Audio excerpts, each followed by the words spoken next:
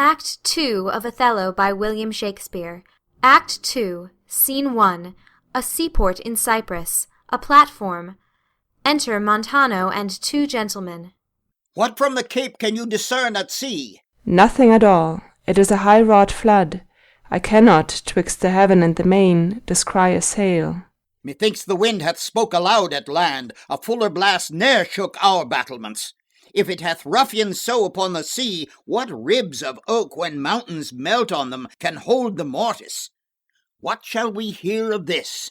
A segregation of the Turkish fleet. For do but stand upon the foaming shore, the chidden billow seems to pelt the clouds. The wind-shaked surge, with high and monstrous mane, seems to cast water on the burning bear, and quench the guards of the ever-fixed pole. I never did like molestation view on the enchafed flood. If that the Turkish fleet be not ensheltered and embayed, they are drowned. It is impossible to bear it out. Enter a third gentleman. News, lads! Our wars are done. The desperate tempest hath so banged the Turks that their designment halts. A noble ship of Venice hath seen a grievous wreck, and sufferance on most part of their fleet. How? Is this true? The ship is here put in, a Veronessa. Michael Cassio, lieutenant to the warlike Moor Othello, is come on shore. The Moor himself's at sea, and is in full commission here for Cyprus. I am glad on't. 'Tis a worthy governor. But this same Cassio, though he speaks of comfort touching the Turkish loss, yet he looks sadly and prays the Moor be safe, for they were parted with foul and violent tempest. Pray heavens he be, for I have served him, and the man commands like a full soldier. Let's to the seaside, ho! As well to see the vessel that's come in, as to throw out our eyes for brave Othello, even till we make the main and the aerial blue and indistinct regard. Come, let's do so, for every minute is expectancy of more arrivants. Enter Cassio. Thanks you, the valiant of this warlike isle, that so approve the Moor. Oh, let the heavens give him defence against the elements, for I have lost him on a dangerous sea. Is he well shipped? His bark is stoutly timbered, and his pilot of very expert and approved allowance. Therefore my hopes, not surfeited to death, stand in bold cure. Within, a sail, a sail, a sail. Enter a fourth gentleman. What noise? The town is empty. On the brow of the sea stand ranks of people, and they cry, "A sail!" My hopes do shape him for the governor. Guns within. They do discharge their shot of courtesy, our friends at least. I pray you, sir, go forth, and give us truth who 'tis that is arrived. I shall. Exit. But, good lieutenant, is your general wived? Most fortunately. He hath achieved a maid that paragons description and wild fame, one that excels the quirks of blazoning pens, and in the essential vesture of creation does tire the engineer. Re-enter second gentleman. How now? Who is put in? 'Tis one Iago, ancient to the general. He has had most favourable and happy speed. Tempests themselves, high seas, and howling winds, the guttered rocks and congregated sands, traders in steep to clog the guiltless keel, as, having a sense of beauty, do omit their mortal natures, letting go safely by the divine Desdemona. What is she? She that I spake of, our great captain's captain, left in the conduct of the bold Iago, whose footing here anticipates our thoughts a se'night's speed. Great Jove, Othello guard, and swell his sail with thine own powerful breath, that he may bless this bay with his tall ship, make love's quick pants in Desdemona's arms, give renewed fire to our extincted spirits, and bring all Cyprus comfort. Enter Desdemona, Emilia, Iago, Roderigo, and attendants. O behold, the riches of the ship is come on shore. Ye men of Cyprus, let her have your knees. Hail to thee, lady, and the grace of heaven, before, behind thee, and on every hand, enwheel thee round. I thank you, valiant Cassio. What tidings can you tell me of my lord? He is not yet arrived, nor know I aught but that he's well, and will be shortly here. Oh, but I fear, how lost your company? The great contention of the sea and skies parted our fellowship. But hark, A sail! Within. A sail, a sail. Guns within. They give their greeting to the citadel. This likewise is a friend. See for the news. Exit gentlemen. Good ancient, you are welcome. To Emilia. Welcome, mistress. Let it not gall your patience, good Iago, that I extend my manners. 'Tis my breeding that gives me this bold show of courtesy. Kissing her. Sir, would she give you so much of her lips, as of her tongue she oft bestows on me, you'd have enough. Alas, she has no speech. In faith, too much. I find it still when I have list to sleep. Marry, before your ladyship, I grant she puts her tongue a little in her heart, and chides with thinking. You have little cause to say so. Oh, come on, come on. Your pictures out of doors, bells in your parlours, wildcats in your kitchens, saints in your injuries, devils being offended, players in your housewifry, and houses in your beds. Oh, fie upon thee, slanderer! Nay, it is true, or else I am a Turk. You rise to play, and go to bed till work. You shall not write my praise. No, let me not. What wouldst thou write of me, if thou shouldst praise me? Oh, gentle lady, do not put me to it, for I am nothing if not critical. Come on, essay. There's one gone to the harbour. Ay, madam. I am not merry, but I do beguile the thing I am by seeming otherwise. Come, how wouldst thou praise me? I am about it, but indeed my invention comes from my pate as birdlime does from frieze. It plucks out brains and all. But my muse labours, and thus she is delivered. If she be fair and wise, fairness and wit, the one's for use, the other useth it. Well praised. How if she be black and witty? If she be black and thereto have a wit, she'll find a white that shall her blackness fit. Worse and worse. How if fair and foolish? She never yet was foolish that was fair, for even her folly helped her to an heir. These are old fond paradoxes to make fools laugh in the alehouse. What miserable praise hast thou for her that's foul and foolish? There's none so foul and foolish thereunto, but does foul pranks which fair and wise ones do. O heavy ignorance, thou praisest the worst best. But what praise couldst thou bestow on a deserving woman indeed, one that, in the authority of her merit, did justly put on the vouch of very malice itself? She that was ever fair and never proud, had tongue at will, and yet was never loud, never lacked gold, and yet never went gay, fled from her wish, and yet said, Now I may. She that, being angered, her revenge being nigh, bade her wrong stay, and her displeasure fly. She that in wisdom never was so frail, to change the cod's head for the salmon's tail. She that could think, and ne'er disclose her mind, see suitors following, and not look behind. She was a wight, if ever such wight were. To do what? To suckle fools and chronicle small beer. O most lame and impotent conclusion! Do not learn of him, Emilia, though he be thy husband. How say you, Cassio? Is he not a most profane and liberal counsellor? He speaks home, madam.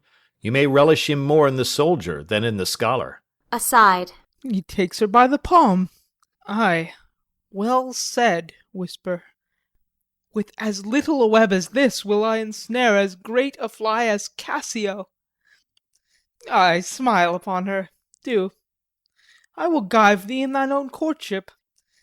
You say true, 'tis so indeed. If such tricks as these strip you out of your lieutenantry, it had been better you had not kissed your 3 fingers so oft, which now again you are most apt to play the sir in. Very good, well kissed, an excellent courtesy. 'Tis so indeed. Yet again your fingers to your lips. Would they were clyster pipes for your sake. Trumpet within. The Moor! I know his trumpet. 'Tis truly so. Let's meet him and receive him. Lo, where he comes! Enter Othello and attendants. O my fair warrior, My dear Othello, it gives me wonder great as my content to see you here before me. O my soul's joy! If after every tempest come such calms, may the winds blow till they have wakened death, and let the laboring bark climb hills of seas, Olympus high, and duck again as low as hells from heaven. If it were now to die, 'twere now to be most happy. For I fear my soul hath her content so absolute, that not another comfort like to this succeeds in unknown fate. the heavens forbid but that our loves and comforts should increase, even as our days do grow. Amen to that, sweet powers. I cannot speak enough of this content. It stops me here. It is too much of joy. And this, the greatest discords be. Kissing her. That e'er our hearts shall make. Aside. Oh, you are well tuned now. But I'll set down the pegs that make this music, as honest as I am. Come, let us to the castle. News, friends, our wars are done, the Turks are drowned. How does my old acquaintance of this isle? Honey, you shall be well desired in Cyprus. I have found great love amongst them. Oh, my sweet, I prattle out of fashion, and I dote in mine own comforts. I prithee, good Iago, go to the bay and disembark my coffers. Bring thou the master to the citadel. He is a good one, and his worthiness doth challenge much respect. Come, Desdemona, once more, well met at Cyprus. Exeunt Othello, Desdemona, and attendants. Do thou meet me presently at the harbour. Come hither. If thou beest valiant, as they say base men being in love have then a nobility in their natures more than is native to them, list me. The lieutenant tonight watches on the court of guard. First, I must tell thee this. Desdemona is directly in love with him. With him? Why, 'tis not possible. Lay thy finger thus, and let thy soul be instructed.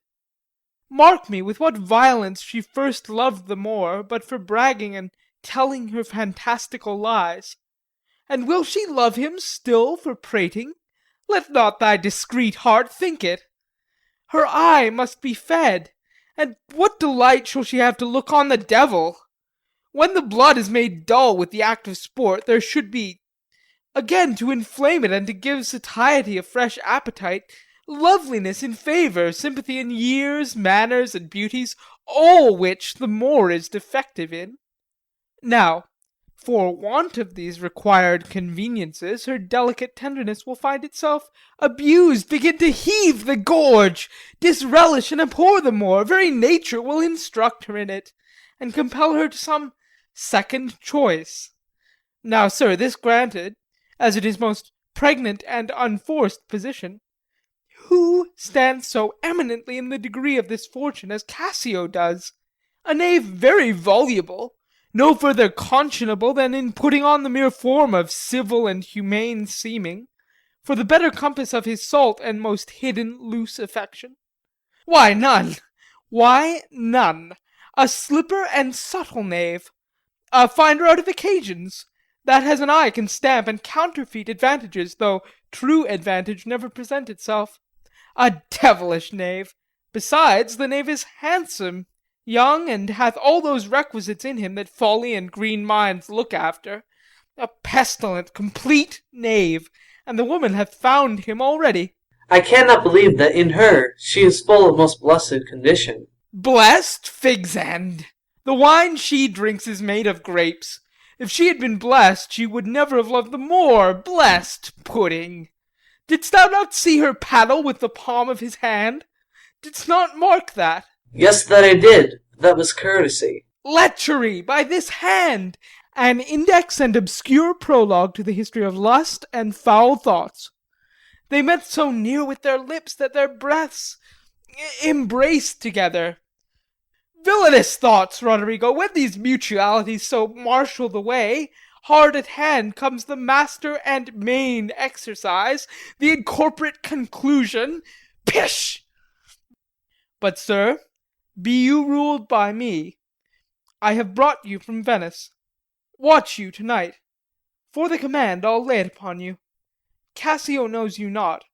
I'll not be far from you. Do you find some occasion to anger Cassio, either by speaking too loud, or tainting his discipline, or from what other course you please, which the time shall more favourably minister? Well, Sir, he is rash and very sudden in choler, and haply with his truncheon may strike at you. Provoke him that he may, for even out of that will I cause these of Cyprus to mutiny, whose qualification shall come into no true taste again, but by the displanting of Cassio. So shall you have a shorter journey to your desires, by the means I shall then have to prefer them, and the impediment most profitably removed, without the which there were no expectation of our prosperity. I will do this, if I can bring it to any opportunity. I warrant thee. Meet me by and by at the citadel. I must fetch his necessaries ashore. Farewell. Adieu. Exit. That Cassio loves her, I do well believe it. That she loves him, 'tis apt, and of great credit. The more, howbeing that I endure him not, is of a constant, loving, noble nature.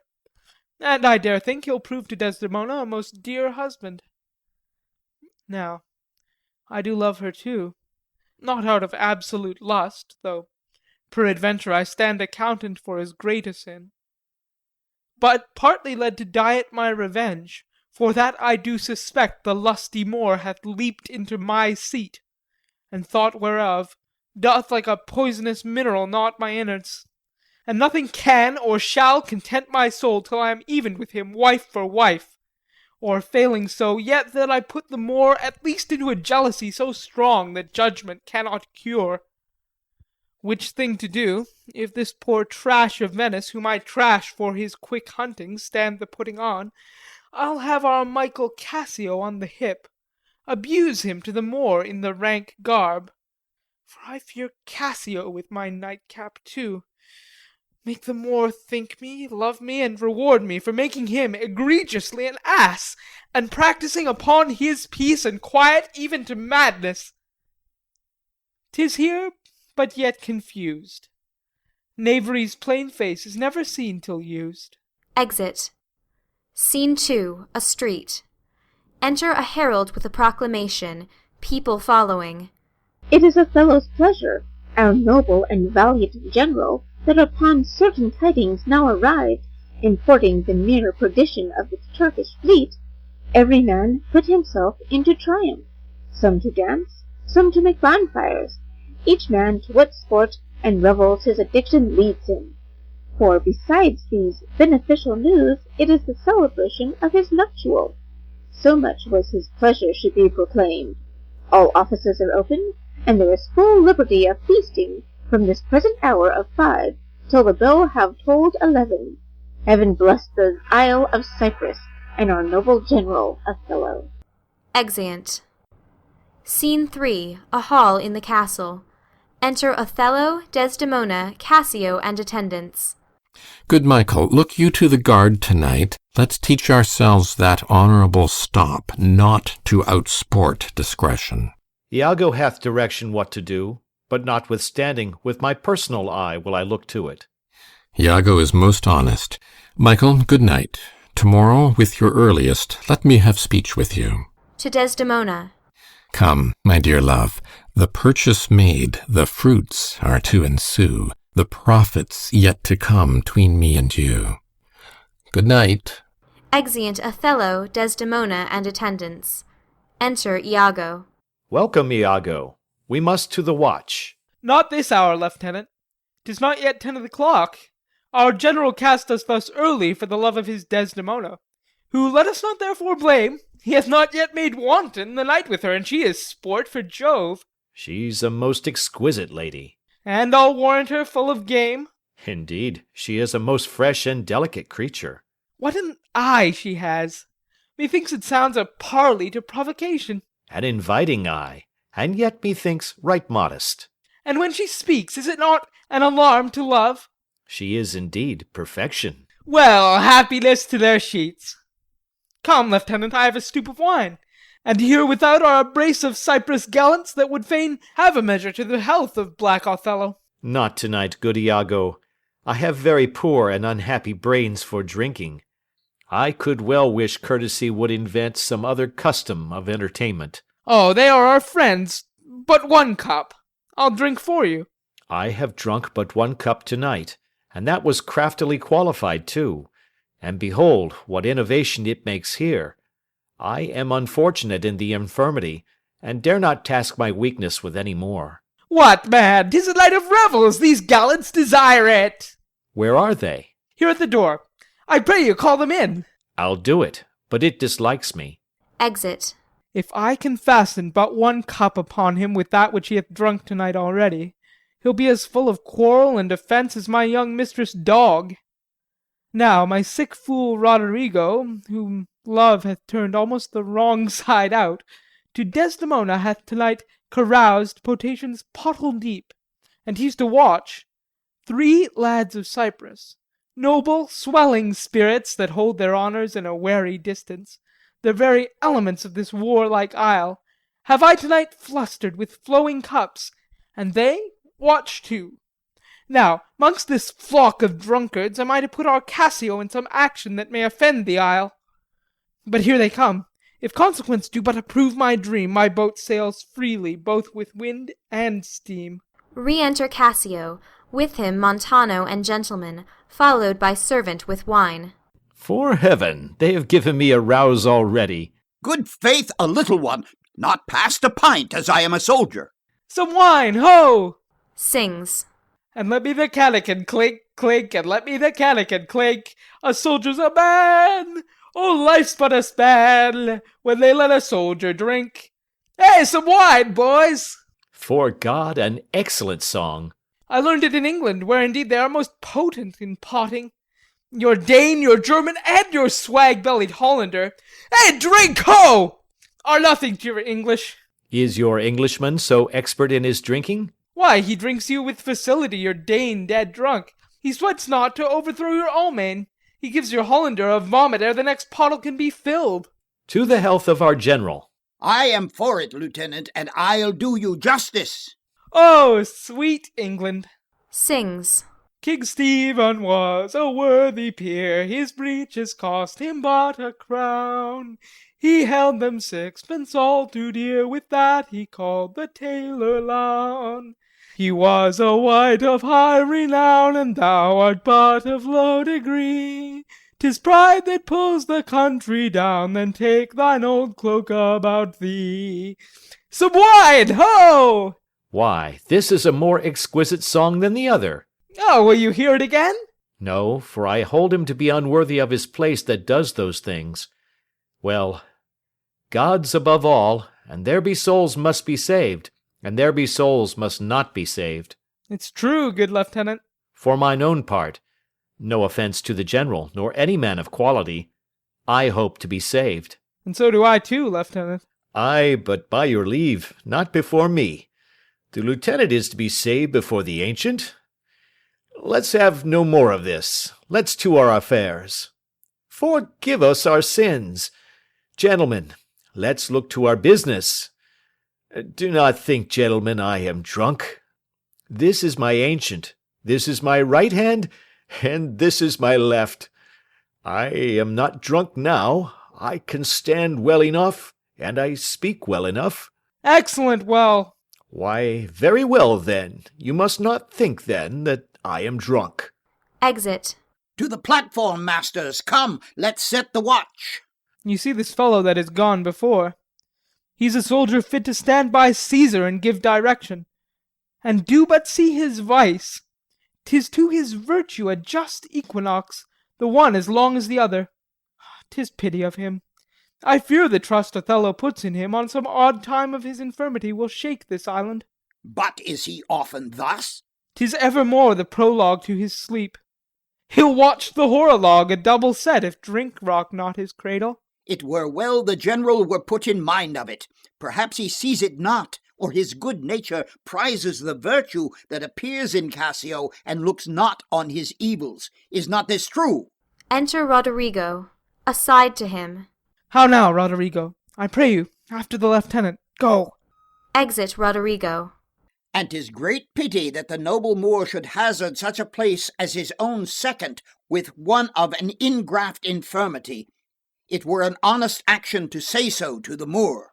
Not I, for this fair island. I do love Cassio well, and would do much to cure him of this evil. But hark! What noise? Cry within, help, help. Re-enter Cassio, driving in Roderigo. You rogue, you rascal! What's the matter, Lieutenant? A knave teach me my duty. I'll beat the knave into a twiggin bottle. Beat me. Dost thou prate, rogue? Striking Roderigo. Nay, good lieutenant, I pray you, sir, hold your hand. Let me go, sir, or I'll knock you over the mazzard. Come, come, you're drunk. Drunk? They fight. Aside to Roderigo. Away, I say! Go out and cry a mutiny. Exit Roderigo. Nay, good lieutenant. Alas, gentlemen. Help, ho! Lieutenant, sir, Montano, sir! Help, masters! Here is a goodly watch indeed. Bell rings. Who's that rings the bell? Diablo, ho! The town will rise! God's will, lieutenant, hold! You will be shamed forever. Re-enter Othello and attendants. What is the matter here? Zounds, I bleed still.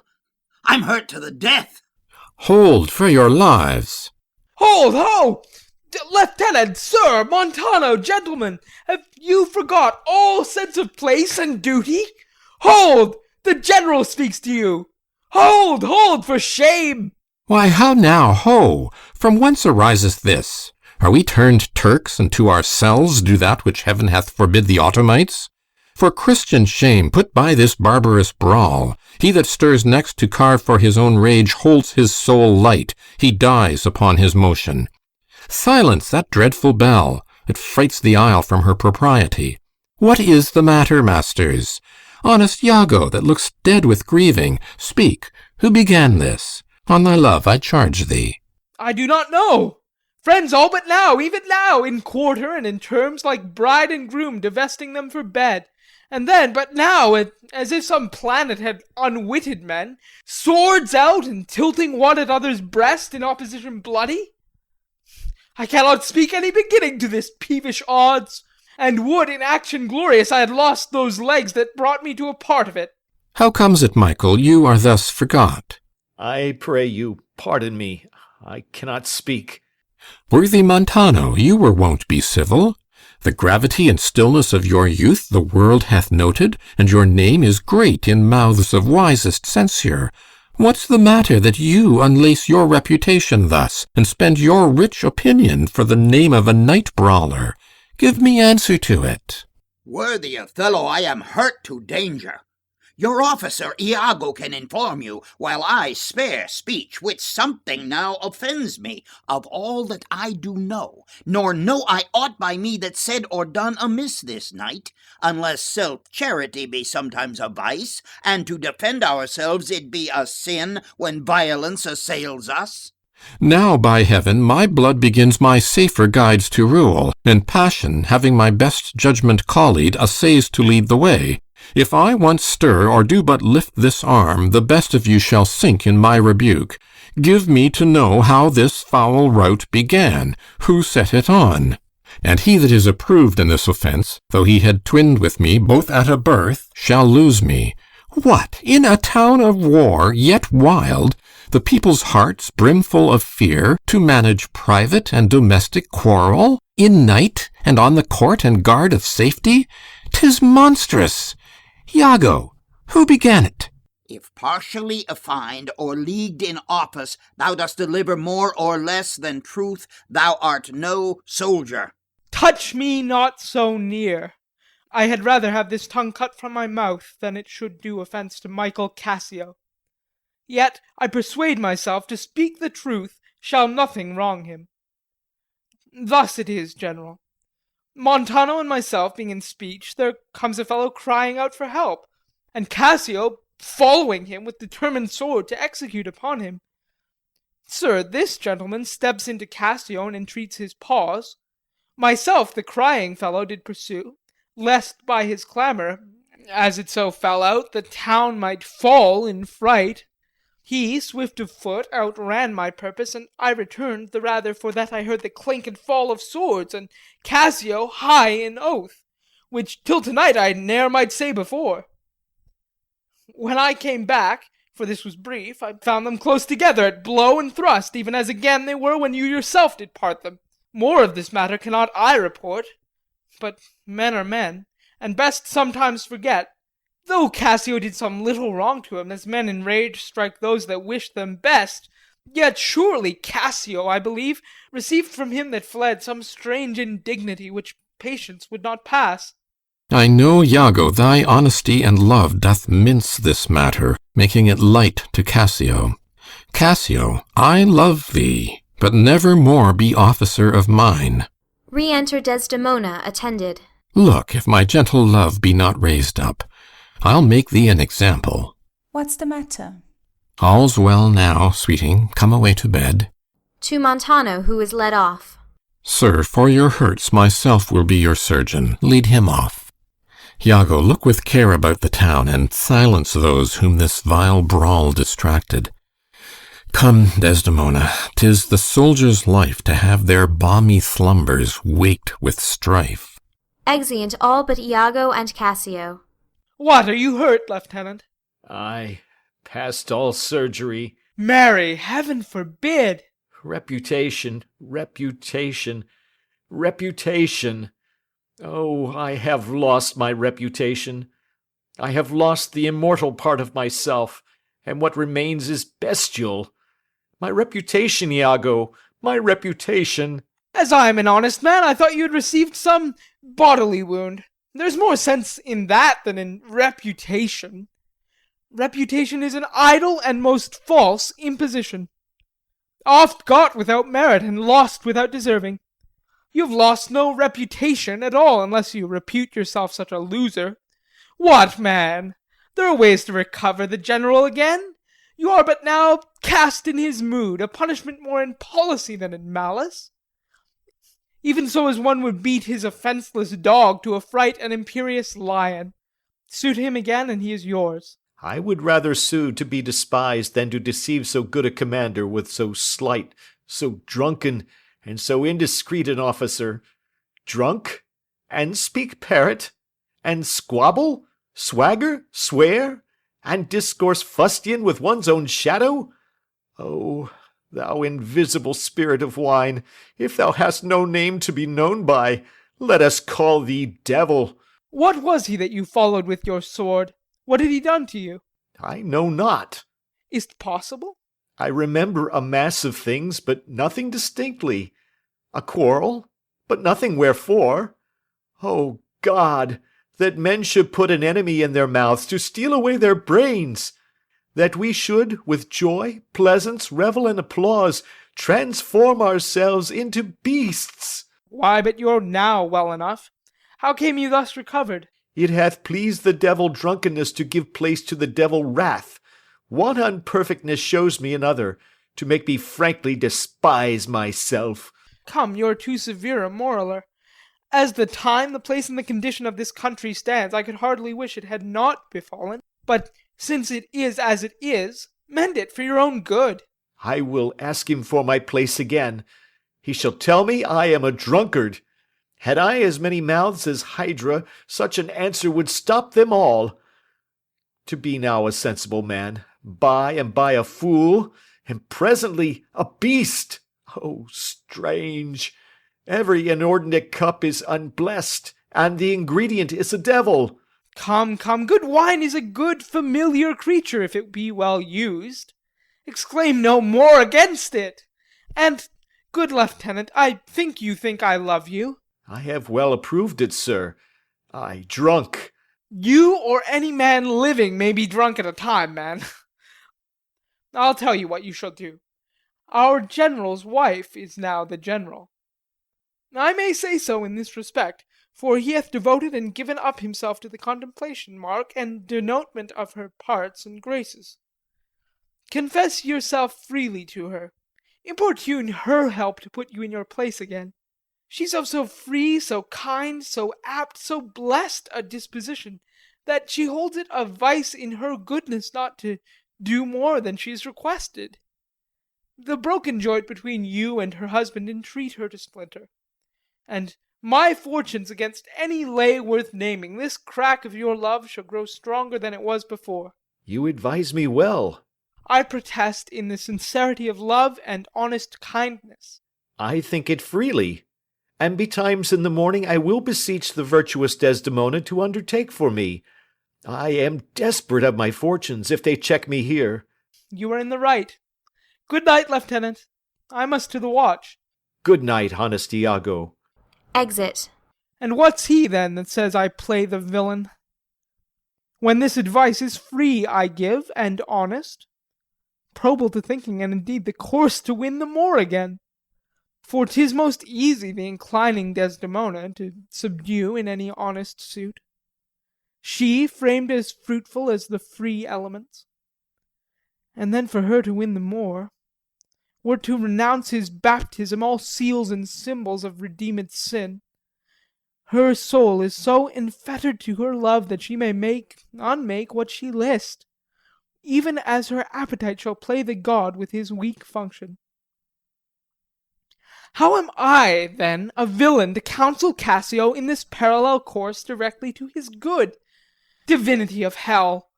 When devils will the blackest sins put on, they do suggest at first with heavenly shows, as I do now. For whiles this honest fool plies Desdemona to repair his fortune, and she for him pleads strongly to the more, I'll pour this pestilence into his ear, that she repeals him for her body's lust, and by how much he strives to do him good, so shall undo her credit with the more. So will I turn her virtue into pitch, and out of her own goodness make the net that shall enmesh them all. Enter Roderigo. How now, Roderigo? I do follow here in the chase, not like a hound that hunts, but one that fills up the cry. My money is almost spent. I have been tonight exceedingly well cudgelled, and I think the issue will be I have so much experience for my pains, and so, with no money at all, and a little more for wit, will return again to Venice. How poor are they that have no patience! What wound did ever heal but by degrees? Thou know'st we work by wit, and not by witchcraft. And wit depends on dilatory time. Dost not go well? Cassio hath beaten thee, and thou, by that small hurt, hath cashiered Cassio. Though other things grow fair against the sun, yet fruits that blossom first will first be ripe. Content thyself a while. By the mass, 'tis morning. Pleasure and action make the hours seem short. Retire thee. Go where thou art billeted. Away, I say, thou shalt no more hereafter. Nay, get thee gone. Exit Roderigo. 2 things are to be done. My wife must move for Cassio to her mistress. I'll set her on. Myself the while to draw the Moor apart, and bring him jump when he may Cassio find soliciting his wife. Ay, that's the way. Dull not device by coldness and delay. Exit. End of Act 2.